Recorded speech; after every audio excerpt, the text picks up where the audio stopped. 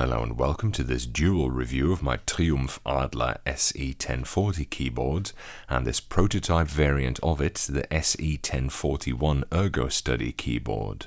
The first one was a donation, the second one is on loan and is going to be sent to a computing museum after this review. They both come from the same viewer, thanks again May.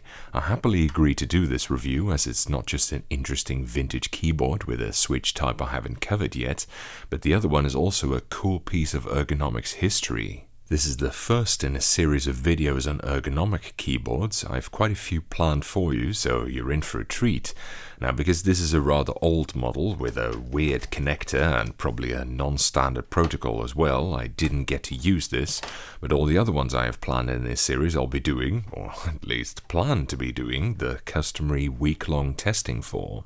Now, ergonomic typing goes back a long time ago, much longer than you probably suspect. The earliest sort of typing of any kind in what could be called an attempt at ergonomics that I found is the Terratype by John Pratt, which is from the 1860s, although this predates actual typewriters as we know it and is so far removed from keyboard usage that I guess that's not really the same, nor did it apparently work very well. Serious research on ergonomics started in the 1960s, but it wasn't until the 1990s that ergonomic keyboards started to get some traction with the public, with a wave of keyboards like the Tron, Maltron, Kinesis 100, Microsoft ergonomic keyboard, Apple adjustable keyboard, Cherry MX 5000, and the IBM Model M15 being among the more notable ones. Some of these had roots in the 1980s even, which was when ergonomics was still more in its prototyping stage. And this is exactly around the time this Ergo Study keyboard was developed. Now, it should be noted that this was never a commercial product. It appears to have been just a technical and scientific exercise on the part of TA, and the fact that it's among the earliest ergonomic keyboards, predating many well-known models, makes this of particular interest and gives us a cool look into the history of the time. Now, construction-wise, this very much appears to be kludged out of a regular TA SE 1040, which is this one, and I'll show you some details later. Dirk Songer, the guy who sent it to me, made a very detailed and interesting write-up of this comparison, everything he found, and on which I based a large portion of this review, as he has already studied this keyboard extensively. I'll link to his findings below. First, let's look at the inside, for which we have to open it up, obviously, and as this instruction on the back of the keyboard reminds us, Achtung bei der Abnahme des Oberteiles dieses erst in der Mitte leicht nach vorn ziehen, dann abnehmen. By which I guess they mean loosen the clips. With it open, you can see the underside of the top housing. This is very much a standard SE 1040 housing, except they used a different insert to fit the new layout. The electronics have also been changed. It uses a different type of screen, namely an LCD, rather than a vacuum fluorescent display, and the PCB is completely changed and is semi-transparent instead of just green, presumably to make it easier to see all the traces from just the front side. A lot of the stuff also appears to be hand-soldered, and there are lots of annotations inside with some handwritten stickers, etc. around. In terms of actual ergonomic features, it's got very few. It's clearly a rather bare-bones attempt, maybe not so strange for a prototype keyboard.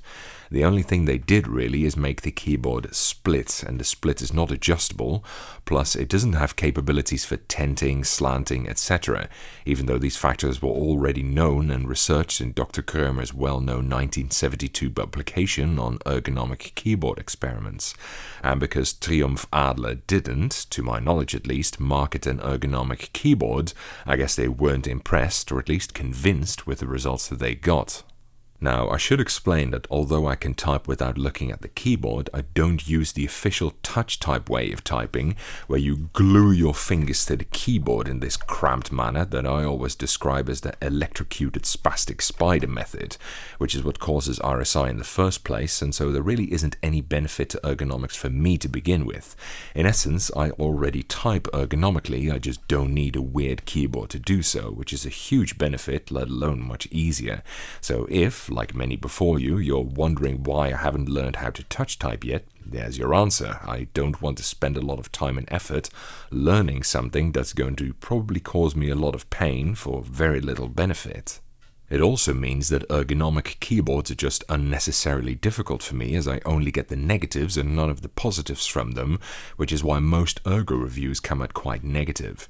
But because I can't connect it to my computer, this one is going to be spared my laments.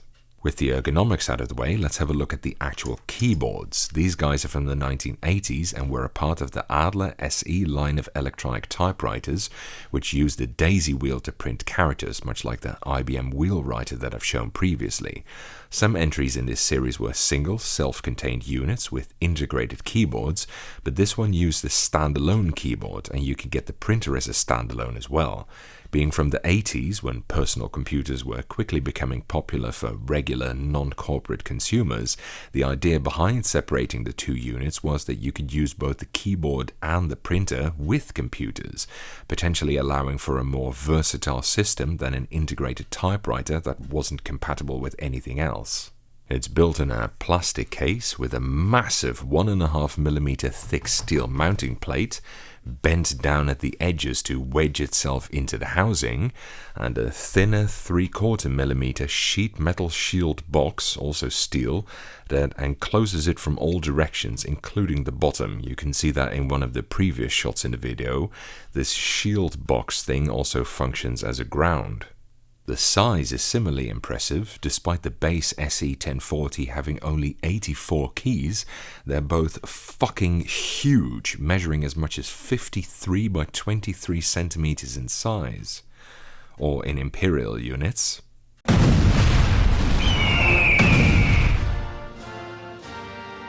In other words, they're both absolute units. Naturally, all this results in a substantial weight, roughly half again as heavy as an IBM Model M keyboard. Specifically, it's about 3¼ kilos for the Ergo model and slightly more, 3.3 kilos for the standard model. And that's not even counting the cable.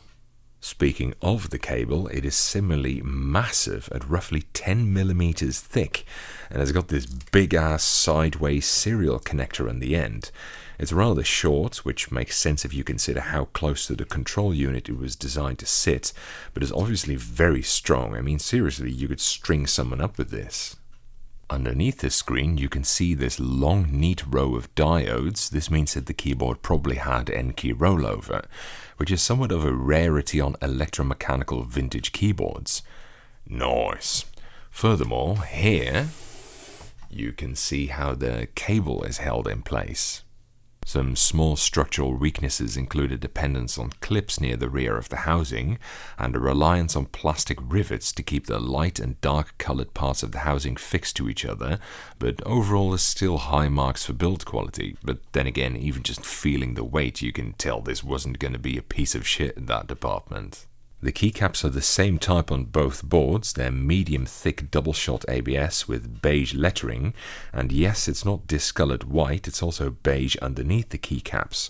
They are low profile with spherical dimples on top, but they're not straight, they slope downwards somewhat. I hope you can see that on the camera, which is rather unusual. They do slope downward the same on all the rows though, so they're also uniprofile.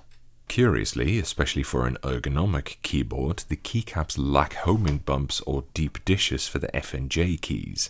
I mean, the base keyboard doesn't have them either, but it seems like a rather basic thing to add, especially with uniprofile keycaps, which I suspect are harder to home to. And I suppose those are also less ergonomic. Like I said, they kept the ergo stuff very bare bones in this model. They did move some of the key positions around a bit though. Interestingly, they built it in QWERTY rather than the German Querz layout that the base model came with. Triumph-Adler was of course a German company, and they had some fun here and there as well. Most notably, they went from a medium-ass return key to a single unit one next to the right spacebar, and they stuck the backspace key next to the H key in the middle, or specifically its back delete. It has a separate actual backspace key. That said, it is a bit difficult to determine exactly what they did because the keyboards both contain a wide range of weird symbols on them, of which I mostly have no idea what they could possibly refer to. I mean, this was intended for use with a typewriter, of course, and I can see a few tab and indent related things, and even a registered trademark key, but some of these legends are absolutely baffling, and even though they used words instead of symbols on the Ergo model for a bunch of the functions, I still haven't a clue what most of them mean. The switches are Cherry M9, which is a then considered low-profile switch from the same generation as M7 and M8, and it's a predecessor to Cherry MX. Yeah, that's right, MX stands for M10. Now, these are linear with a rather strange feeling force progression and somewhat stiff weighting, and they're not very smooth either. Overall, they don't give a very pleasant typing feel, though, like I said, I've been spared a week of typing on these, thankfully. A curious fact about these switches is that in contrast to MX, which has parallel mounted contact leaves, the ones in the M9 function laterally, and you can have two sets of them in there, making for a DPST switch instead of a standard SPST one. This is an extremely rare trait among keyboard switches. Notable is that these M9 switches do use MX mount though, or more correctly I suppose, MX switches use M9 mount, although there are also M9 switches with other mounts.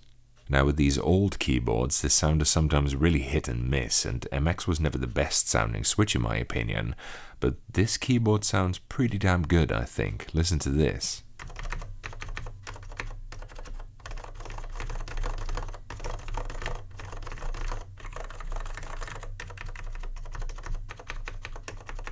I mean, sure, you can hear the cherry scratchiness, but still, not bad. I suppose their caps and chassis do help it a bit though. Some other cool functions include a foldable cover for the screen, on the regular model at least. I guess they would have included the same with the screen on the Ergo if that thing had become a reality.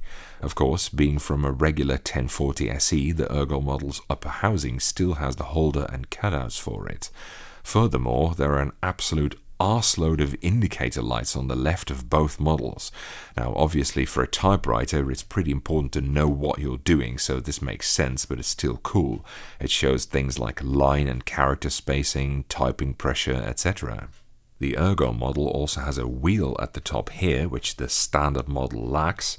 I'm pretty sure this was to regulate the brightness of the screen.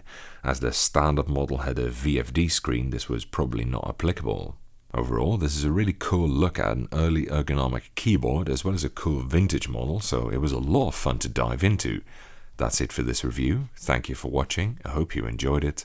And following is a typing demonstration of me typing on this keyboard.